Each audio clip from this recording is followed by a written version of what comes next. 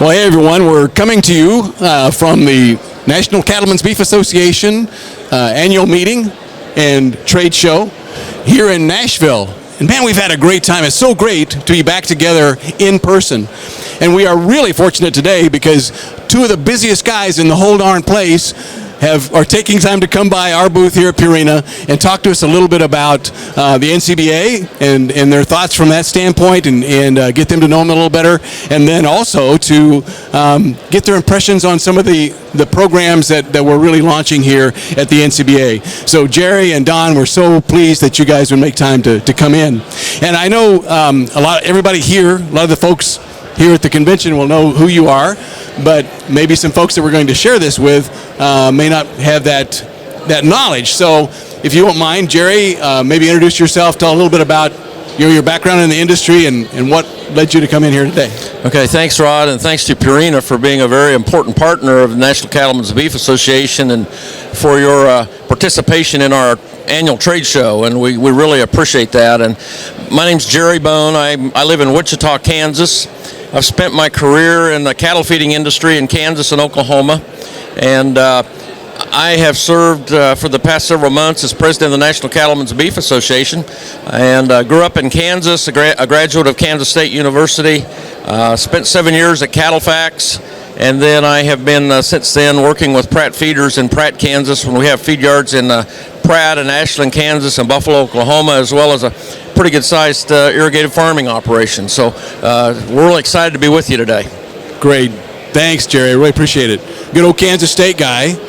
Don, drove past Kansas State to go to school, I guess. So, Don, if you could share with us a little bit about your family. You got to go to school where you get accepted, Rod. So that's step number one. Yeah, I'm a graduate of Texas A&M University, but I'm from a large family operation in central Minnesota.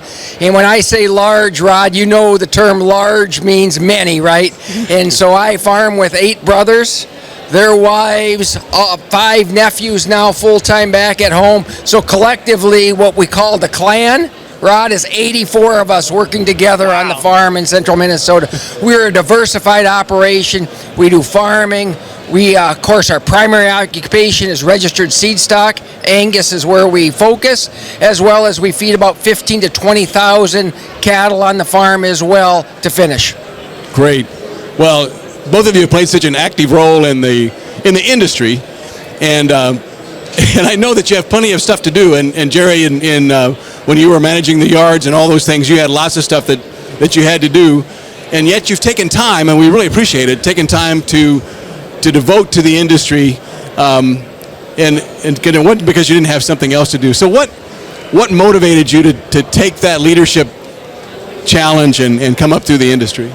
Well, for me, when I was at Cattlefax, I got exposure to the industry from all different parts of the country, and we were officed right beside at that time, American National Cattlemen's Association, and then later the National Cattlemen's Association, and so the political aspects of our industry and working to help producers become more profitable became a passion of mine, and as I went through my career, I became active in the Kansas Livestock Association and served as a president in 1997, and it just seemed like a natural extension then to become more active at the national level. I got to serve on the executive committee in 1999 through the early 2000s.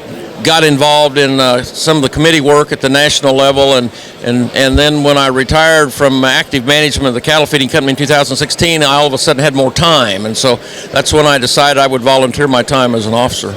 Well, we're certainly proud that you did. Donnie, how about you?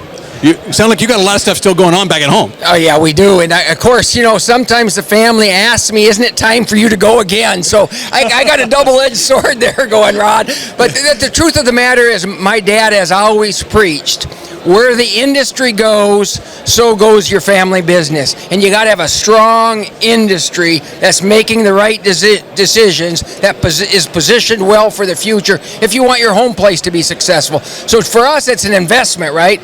Just like in everything, you decide where do you want to spend your time, what do you want to invest in, and for our family, it's an important investment to make sure this beef industry is successful.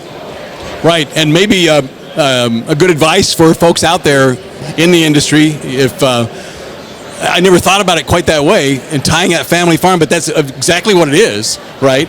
So rather than staying at home and saying somebody should do something about this, right? Maybe you have to be the somebody. Yeah, and that's why, if you can't make the time, and I plead this to everybody, some people have the time, others don't. But if you don't have the time, at least become a member. At least contribute your dollars so that when we are actively protecting you from very important issues, that we have the means to protect your interests. That's great. And both of you were on the long-range planning, the last long-range planning committee, I think. And so I think since that was done, things have changed, or we've had some major things happen. Did anything happen like through the COVID thing, and some of those that would change some of the things that you considered in the long-range plan? Did any of those things change? I would say one thing that changed was the dynamic of backing up more than 1 million head of fed cattle, and then the challenges that presented with us getting them through the system. And we're still feeling the pains of that right now because we're still out of balance with the supply of fed cattle versus the amount of packing plant space. And I think, too, the labor challenge that our processors are having of getting everybody back to work has multiplied that problem also. So I think that's a direct result of the COVID, and something we certainly didn't anticipate back when we were drafting a long-range plan some 5 years ago. Right. Yeah, and I guess, whenever you do a long-range plan, and like you said, Jerry and I were on it together, you always plan for a black swan event, right? But you never expect the black swans to become in flocks, right? And that's what our industry really has faced the last year and a half. It's not one black swan, it's not two, it's multiple black swans where our industry is having to adjust rapidly for very changing outcomes. And so what I think is important for producers to realize is it's easy to get down on our industry right now as we see all these little negatives flowing back and forth with the black swans. But it's very unusual to have this many black swan events happen so closely. Yeah. So if it's kind of like a 100-year storm or something, maybe we won't have any black swans for 300 years or something? Let's hope. That would be great. We hope that'll be the case because we've had more than our share here in the short term. Oh, no question about it. So knowing that we don't have any control over that, of course, that's why they're black swans. I was kind of interested in your advice to just our regular cow-calf producers out there. What do you encourage them to do in case of those? Is there anything that they should keep in mind as they go forward, because they can't control that end of it, from a best practices standpoint, or just advice on what they can do? I think they've all got to plan in accordance, with that in the back of their mind. For instance, a black swan that we have going on right now really is the droughts and the fire in the western part of the country. And I think it's really, really important that as they manage that, they think about that and probably carry over some feed and various things just in case. Right. Yeah, and I'd say it plays into the strength of our members and our cow-calf producers and producers in general is they are resilient. We've thrown a lot at them over the years. Things have changed. We've had dynamics that have flipped this industry upside down at point. Keep the resilience, keep the strength, because as we heard this morning, as we went into Cattlefax Outlook, boy, if you can keep that factory together, the opportunity looks really good here coming forward. It really does. It really does. That's very encouraging. That's what I was trying to say. It's a great time to be in the cattle business, right? So that was my point this morning. And when I was saying that we needed to always consider what's next, kind of in a positive standpoint, but we also need to consider what's next, and that's the feeling we've had to have had for the last couple of years. Okay, well, we just had the fire, we just had the ransomware, we just had COVID, what's next, kind of a thing, almost from a negative standpoint. Yeah, and it's hard for people to get their arms around how big an impact COVID had in our supply chain.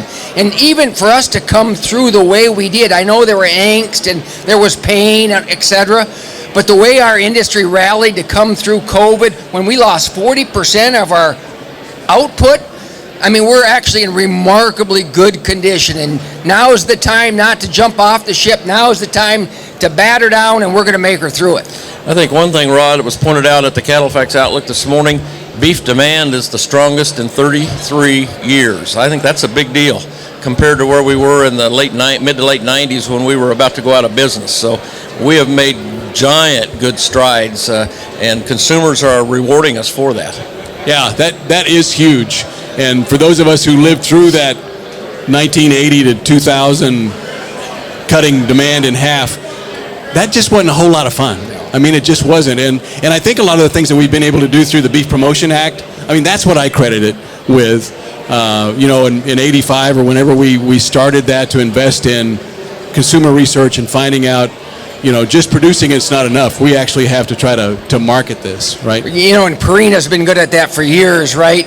Answering what the customer needs and wants, right? And that's where industry had to turn, right? We had to start pivoting and saying, it doesn't matter what we want to produce, it matters what the person paying down the dollars for beef wants. And I think our industry now is connecting with that, and we're beginning to connect with our customers in a way we've never done in the last 20 years. Rod, you mentioned the beef checkoff. We're celebrating the 35th anniversary of the beef checkoff here at the convention, and the beef checkoff has done a lot of great things. Development of lean hamburger, the muscle profiling program that we went through that identified some of the value cuts in the chuck and the round that we were giving away basically as hamburger. Our Masters of Beef Advocacy, BQA, I know that's something that you all are involved in too, but the Beef Quality Assurance Program was all developed by the money that came from the beef checkoff. Those things have been huge in helping us to build the demand, right? And I would like you to know that I do have my MBA, my Masters of Beef Advocacy. So it's the only MBA I think I'll ever get. I was lucky to get 1 degree from Kansas State. So, but yeah, just a lot of ways to turn things around. And then the progress, a lot of us that have been at it for a while, we think, we've got Choice or Better that's coming in the 80s on percentage and stuff, and we think, man, that was really fast. But probably if we look back, it took us a while to get there, from where we were back in the mid-aughts. But it's been encouraging that we've been able to get that done. And some of the things that we try to do as an industry, and what we try to do from a Purina standpoint, is help. Because we've got boots on the ground, we've got 2,500 dealers and co-ops out there that help cattle ranchers and farmers to feed their cattle right, to manage their cattle right, and those kinds of things. That's what we have our strength in, because we have that connection, and take our research out to them. So one of the things that we're talking about a lot here at this convention is our Purina Plus program, which is a value-added calf program to help those cow-calf guys extract more value out of their calves, and then the folks on the other end to have a source of good value calves. And you've seen these over the years. So some advice or some comments about these value-added calf programs? As a cattle feeder, I salute you for adding the nutritional aspect to those starting programs. A lot of these calf programs right now have been focused on the animal health vaccination protocols, but adding that nutrition part to it really adds to the program, and it's been our experience that one of the things that's been lacking in a lot of cases, and some of the health breaks that we've experienced, was just poor nutrition, on those calves. And so I think I salute you for adding that aspect to your program. Good. Yeah, and what I would add, Rod, is, at least from our business model standpoint, we believe all the future belongs to value add. If that's where 100% of our efforts go, is towards value add, because if you're going to try and compete in today's world with an average mentality, your success is not going to be good. So if producers are out there and saying, what can I do to compete in the future, they better connect with somebody like Purina, who's got the value add program that makes their calves not average, but better than average, and more importantly, better than average to the feeder, who's going to use them with a lot more confidence. Right. So building the reputation in those is critical, I would think, and a lot of times we've seen these kinds of programs come and go, I guess, to a certain extent. I don't know if you've had any experience with that. Would you have any thoughts on maybe for us, and advice for us in making sure that it's not one of those come and go programs? My answer would be that what typically they do is they work on one segment of it, whether it's just the shot program. So they isolate it to the shot program. And as you know, Rod, you can do all the right things with shots, but manage them incorrectly, the cattle, whether it be the feeding management or just how you're backgrounding them in the yards, et cetera, with water exposure, and it's all for naught. So none of them have been totally inclusive of all the aspects that matter for value-add calf. If you get more of those buckets, if you will, handled, your odds of success go way, way up. I'd say, have some data to back it up, and we'll help you. If we get those calves and they do really well, we're going to come back and buy them again. If we have a problem, you'll know it on that end too. So make sure that it's managed and it's supervised, and we can get that done. And I think that's really one of the strengths that we have is boots on the ground and having those programs and having the data that we want. So I appreciate that advice.